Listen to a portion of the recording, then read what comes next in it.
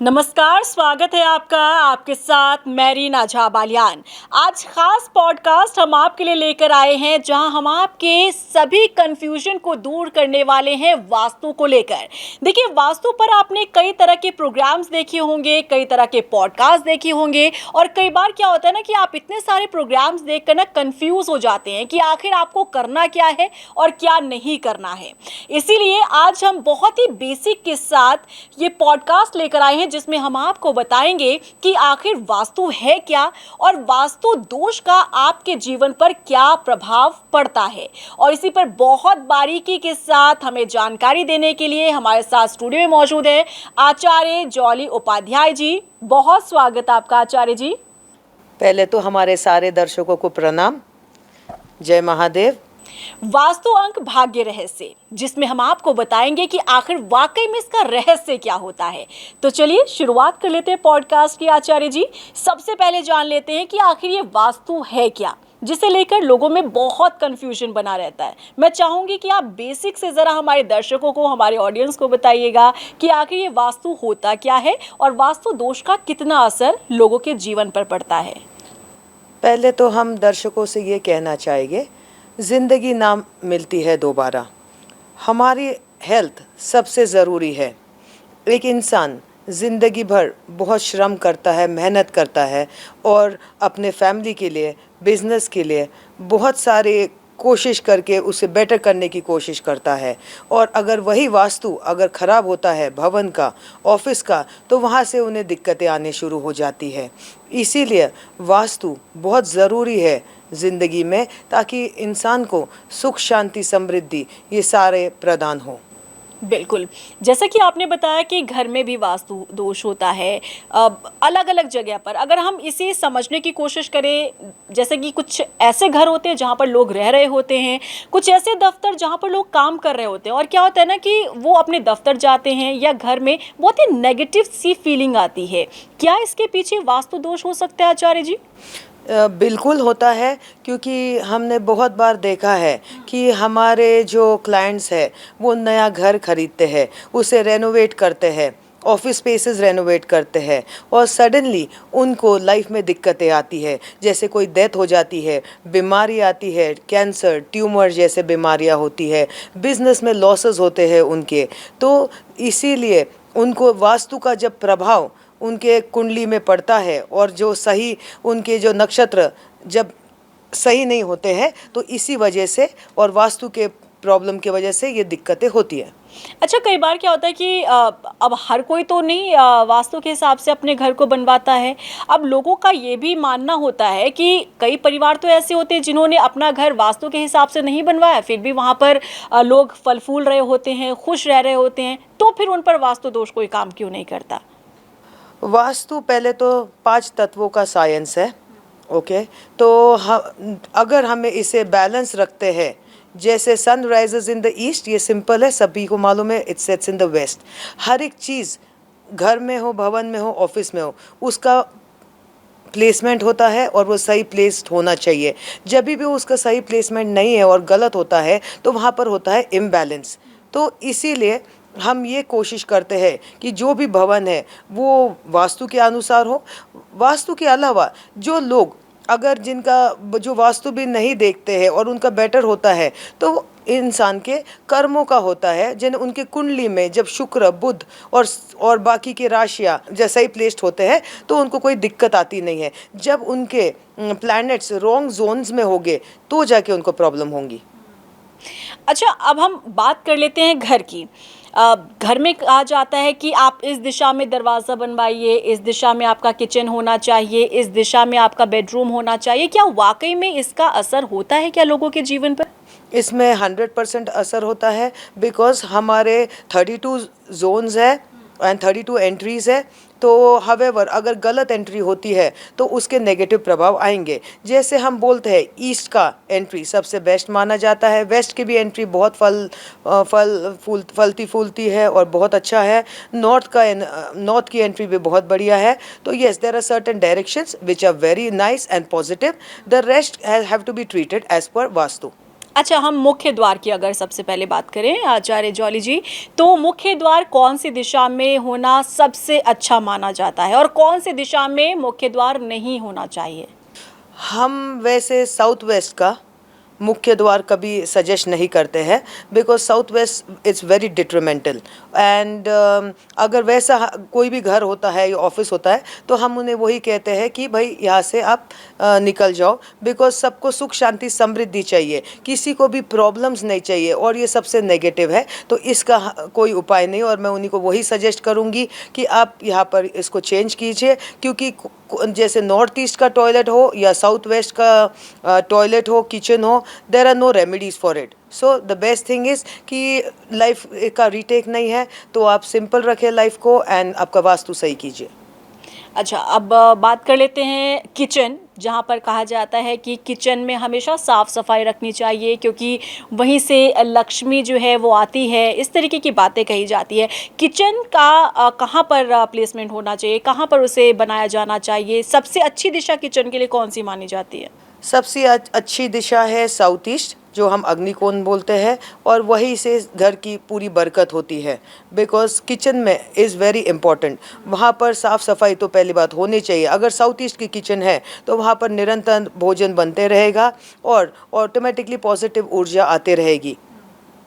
अच्छा, बेडरूम की अब बात कर लेते हैं। बेडरूम कौन सी दिशा में होना परफेक्ट माना जाता है और कहाँ पर अवॉइड करना चाहिए? बेडरूम हम अगर बुज़ुर्ग हैं तो उन्हें नॉर्थ ईस्ट के लिए बोलेंगे, और रही यंग कपल तो साउथ वेस्ट बोलेंगे। अगर बेटियां है घर में तो नॉर्थ वेस्ट बोलेंगे, और बाकी वेस्ट का भी बेडरूम बहुत बढ़िया माना जाता है, उसमें कोई दिक्कत नहीं है। अवॉइड कहाँ पर करना चाहिए? अवॉइड तो हम नॉर्थ में बोलते हैं और साउथ ईस्ट में बोलते हैं। अच्छा, कई लोगों को ना ये नहीं पता चलता है कि हम जो वास्तु है उसे किस तरीके से माप सकते हैं। लाइक जब भी जिस तरीके से हम किसी वास्तु एक्सपर्ट को अपने घर पर बुलाते हैं, तो कौन सी दिशा में खड़े होकर हमें अपने घर के वास्तु और साथ ही साथ ईस्ट वेस्ट नॉर्थ साउथ जो दिशाएं होती हैं वो पता लगा सकते हैं? घर का वास्तु चेक करना या ऑफिस का बहुत ही सिंपल है। आप प्ले स्टोर से आप कंपास डाउनलोड कर सकते हो, और आपको रीडिंग लेने के 2 स्पॉट्स है। पहले तो आप घर के बाहर ठहरोगे और फिर घर के तरफ एंट्री देखते हुए आप वहाँ पर से आप आपका कंपास देख के चेक करोगे कि डायरेक्शंस क्या है। और दूसरा होता है कि आप कोई भी भवन के आप ब्रह्म स्थान में जाओगे और वहाँ पर से आप आपका रीडिंग ले सकते हो और उसके जोनिंग्स देख सकते हो। अच्छा, वास्तु का नाम सुनते ही ना आचार्य जॉली जी, लोगों को ना बड़ा डर सा लगता है और लोगों को लगता है यार हमने इतना आलीशान घर बनाया है, अब वास्तु एक्सपर्ट को बुलाएंगे, वो तोड़फोड़ करेंगे, है ना, बहुत काम बढ़ जाएगा, सारा पैसा इधर से उधर लग जाएगा। तो ऐसे में क्या आप हमारे व्यूवर्स को ये भी बताएंगे कि बिना तोड़फोड़ के भी वास्तु दोष को दूर किया जा सकता है? 100%। कुछ वास्तु रेमेडीज़ ऐसे हैं कि वो बिना तोड़ फोड़ के भी होते हैं, जैसे कि we use strip technique, mirror techniques, वहाँ पर में पिरामिड्स होगा, यंत्रज हो गए, तो यस उससे होता है। बिकॉज वास्तु का अगर हम रेक्टिफिकेशन करना चाहते हैं तो उसे तोड़ फोड़ से नहीं, उसे रेमेडीज़ यूज़ करके और सिंपल रेमेडीज़ यूज़ करके। इसलिए हम सजेस्ट करते हैं कि कोई भी जब भवन बनना है, घर बनना है, ऑफिस बनना है, तो वो कंस्ट्रक्शन के पहले ही वो हमसे संपर्क करे और इसका प्रॉपर ज्ञान लेके एज पर वास्तु उसे बनाए। बिल्कुल, और बिना तोड़फोड़ के उपाय क्या है वो हम आपको आगे ज़रूर बताएंगे, इसीलिए आपको हमारे इस पॉडकास्ट के सीरीज़ में बने रहना है, क्योंकि हम हर एक एपिसोड में आपको बहुत ही बारीकी के साथ वास्तु के बारे में जानकारी देने वाले हैं। अच्छा आचार्य जी, यहाँ पर मैं ये समझना चाहूँगी कि जब भी कोई नया घर खरीदता है, फ्लैट हो, ज़मीन हो, क्या वास्तु करवाना वाकई में इम्पॉर्टेंट होता है क्या? यस, वास्तु बहुत ज़रूरी है। अगर लाइफ में हम सब कुछ कमा सकते हैं, पैसा कमा सकते हैं, बहुत तरक्की कर सकते हैं, पर अगर हेल्थ नहीं है तो कुछ नहीं है। अगर एक इंसान ऑफिस जाता है, उसके ऑफिस में भी उसका वास्तु चेक करना बहुत ज़रूरी है और वास्तु के अनुसार होना ज़रूरी है, क्योंकि ऑफिस में एक इंसान 8-10 घंटे बिताता है और वहीं से उसका घर चलता है, उसकी सुख शांति समृद्धि जीवन में आती है। और इसीलिए इवन घर का भी हम जब बोलते हैं, घर में भी एक इंसान जब रात में 6-8 घंटे सोता है तो उसको शांति की नींद आए और लाइफ में उसको कोई दिक्कत ना आए, बीमारी ना आए। इसीलिए इट इज़ वेरी इंपॉर्टेंट कि आप वास्तु चेक करें। बिल्कुल। अच्छा, ये वास्तु करवाना अपने ही घर में ज़रूरी होता है या अगर कोई भी किराए का मकान लेता है तो वहाँ पर भी वास्तु चेक करवाना चाहिए? आप जहाँ भी रहने वाले हो, भले वो रेंटेड हो या खुद का हो घर, तो आपको उसका वास्तु कराना ज़रूरी है। Because life has no retakes, life is only once and worst thing is the people lose the time. So आपको अगर सुख शांति समृद्धि चाहिए तो you have to go as per vastu. अच्छा, किसी परिवार में ना सब कुछ ठीक ठाक चल रहा है लेकिन अचानक से क्या होता है, उनकी लाइफ टर्न ले लेती है, तो क्या इसके पीछे भी हम इल्ज़ाम वास्तु पर लगाएंगे क्या? देखो क्या होता है कि वास्तु, ये हम हमेशा हर इंसान कुछ ना कुछ चेंजेस करते रहता है घर में, ऑफिसेज में, ठीक है। तो इसीलिए वास्तु वन टाइम नहीं है। We always ask you to check your vastu every year. जैसे आप डॉक्टर के पास आपके चेकिंग के लिए जाते हो, आपके ब्लड टेस्ट के लिए जाते हो, देखते हो कि क्या आपके शरीर में आयरन, मैग्नीशियम क्या कम है, सेम वे वास्तु के अनुसार जब आप एवरी ईयर उसको चेक कराओगे और वास्तु का कंसल्टेंट को बुला के चेक करोगे तो आपको समझ आएगा कि आपके वहाँ पर में क्या इम्बैलेंस है। तो इसीलिए इट इज़ वेरी इंपॉर्टेंट कि आप रेगुलर चेकअप्स कीजिए। Vastu checkups also important in life. अच्छा, मतलब ऐसा माना जाए कि जैसे कि आप किसी भी घर में जा रहे हैं, मान लीजिए मैंने कोई नया घर लिया, वहाँ जाते ही मुझे एक नेगेटिव फीलिंग आती है, तो क्या मैं ये समझूं कि मुझे इंडिकेशन मिल रहा है कि इस घर में नेगेटिविटी है या वास्तु दोष है? क्या यही इसका मतलब समझा जाए? पहली बात तो हर एक घर आपको बुलाता है। जिसका भी कुंडली वो घर के साथ मैच करेगा वो वही घर में जाएगा और वही घर लेगा। और रही नेगेटिविटी की, जब भी आप नए घर में जाओ हम आपको ये बोलते हैं कि वहाँ पर में आपको सॉल्ट का, नमक का पोछा करना चाहिए, उधर में कैम्फर जलाना चाहिए और निरंतर मंत्र जाप लगाना चाहिए, मंत्र जाप करना चाहिए और पूजा अनुष्ठान करना चाहिए। तो उससे आपके सारे दिक्कतें दूर हो जाएगी। बिकॉज कोई भी जब नया घर होता है वो थोड़ा खंडर होता है, प्रोजेक्ट अटक जाता है या यहाँ वो लैंड पे काफ़ी नेगेटिविटी हुआ है पास्ट में, तो उसको हमको शुद्धिकरण बहुत ज़रूरी है। तो क्या किसी भी घर से किसी की भी कुंडली मैच करती है? मेरा सवाल ये है कि मान लीजिए कई ऐसे घर होते हैं जहाँ पर वो कई हादसे होते हैं और कहा जाता है कि ये बहुत नेगेटिव घर है, कई लोग वहाँ पर जाते भी हैं लेकिन उन्हें अच्छा नहीं होता, सूट नहीं करता वो घर, वो चले जाते हैं घर छोड़कर। लेकिन कुछ परिवार ऐसे होते हैं, कुछ सदस्य ऐसे होते हैं कि उन्हें वो घर सूट कर जाता है, तो क्या इसे हम ये माने कि उनकी कुंडली से मैच करता है? ऐसा भी कुछ होता है क्या? यस, कुंडली से तो मैच करता ही है, पर वही है कि आपने कोई भी जब घर में जाते हो आप वहाँ पर में पहले एक 3 महीने 6 महीने ट्रायल कीजिए, 1 साल रहिए। अगर आपको लगता है कि कोई भी नकारात्मक ऊर्जा है वहाँ पर में, हेल्थ प्रॉब्लम आ रही है, किसी की डेथ हो जाती है या कुछ भी नेगेटिव फीलिंग होता है या इंसान अपना बहुत बढ़िया उसका बिजनेस चल रहा है और डायरेक्टली उस नीचे आ जाए लाइफ में और उसके रिलेशनशिप प्रॉब्लम्स आए, वहाँ पर में झगड़े होने लगे निरंतर, वहाँ पर में पैसों की हानि हो, धन हानि हो, ये सारी चीज़ें जब हो तो ऑटोमेटिकली आप खुद इसको एनालाइज कर सकते हो कि आपको उसमें विचार करना है कि आप ये घर में कब आए, वहाँ पर में उसके बाद में आपको क्या रिजल्ट मिले और उसके अनुसार you have to leave the home. अच्छा, अब किसी के घर में बहुत ज़्यादा परेशानी चल रही है, तो क्या इसके पीछे वास्तु को ही इल्ज़ाम देना चाहिए? क्या वास्तु ही कारण हो सकता है या कुछ और वजह हो सकती है?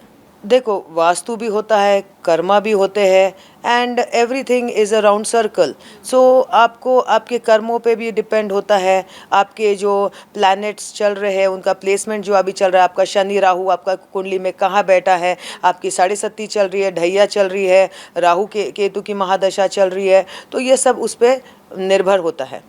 अच्छा, क्या जो वास्तु है, क्या अगर इसका उपाय किया जाए तो करोड़पति बना जा सकता है क्या? क्योंकि लोग यही मानते हैं कि एस्ट्रोलॉजी, न्यूमरोलॉजी, इन तमाम चीज़ों में ऐसे उपाय हैं जहां आप ये मानिए कि आपका काम नहीं चल रहा है और अगर आपने कोई उपाय कर लिया तो आपके दिन जो हैं वो संवर सकते हैं। ऐसा है? वाकई ताकत होती है इसमें? यस, वास्तु रहने दो, न्यूमरोलॉजी रहने दीजिए, वरना इवन मंत्र तंत्र जो भी है, ये सारे शक्तियाँ हैं और इनकी ऊर्जा से एक इंसान जो इनमें भरोसा करता है, ट्रस्ट करता है और निरंतर पाठ पूजा करता है, उसको रिजल्ट मिलेगा ज़रूर। सो करोड़पति उसके अगर नसीब में होगा, उसका सौभाग्य होगा और भगवान चाहेंगे तो ज़रूर होगा। अच्छा, वास्तु क्या सिर्फ दिन बदलते हैं, किस्मत बदलता है या सिर्फ विश्वास बदलता है? वास्तु दिन भी बदलता है देते हैं, किस्मत भी बदल देते हैं, वो आपके बिलीफ पे डिपेंड है। अगर आप मानो तो देव, वरना पत्थर।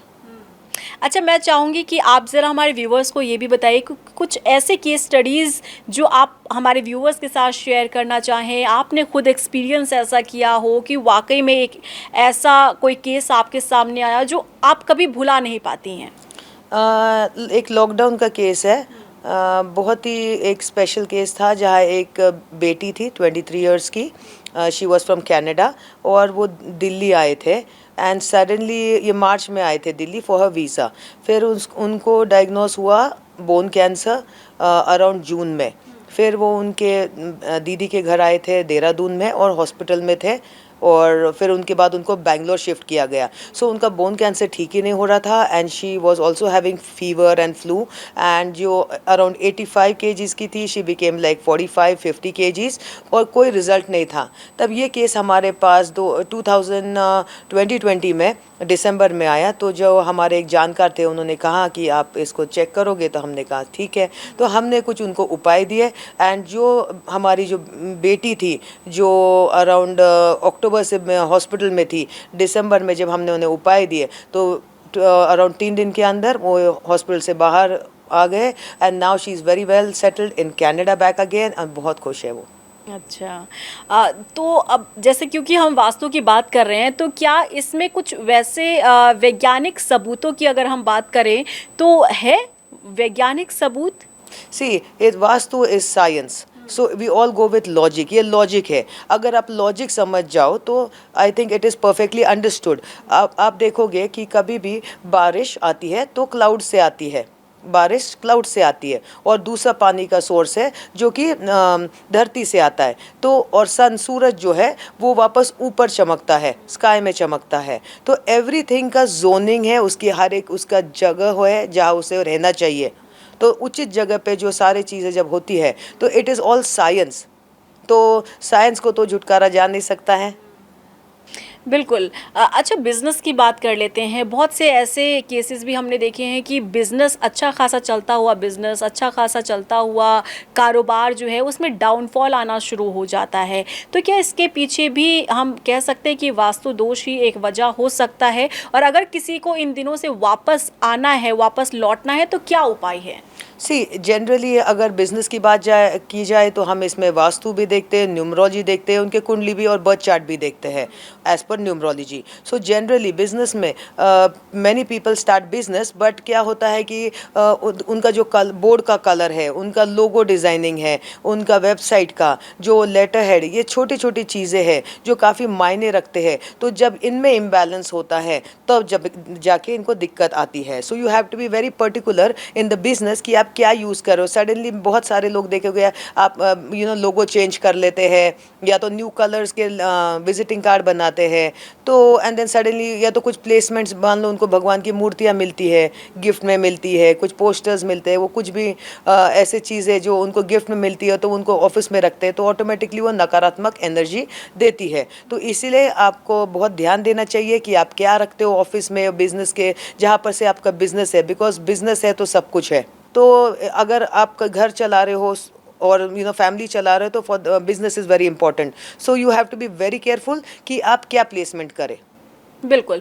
तो जैसा आपने कहा कि गिफ्ट में मिलता है, कोई भी मूर्ति हो हम उसे प्लेस कर देते हैं, क्या वाक़ई में ये मायने रखता है? क्योंकि देखिए अमूमन लाइफ़ में अगर हम देखें तो हमें लगता है कि कोई बड़ी बात नहीं है। गिफ्ट हमें कोई देता है हम उसे एक्सेप्ट कर लेते हैं, यहाँ तक कि हम उसे अपने दफ़्तर में सजा लेते हैं या फिर अपने घर में सजा लेते हैं। तो वाक़ई में ये हमारे वास्तु को बिगाड़ता है क्या?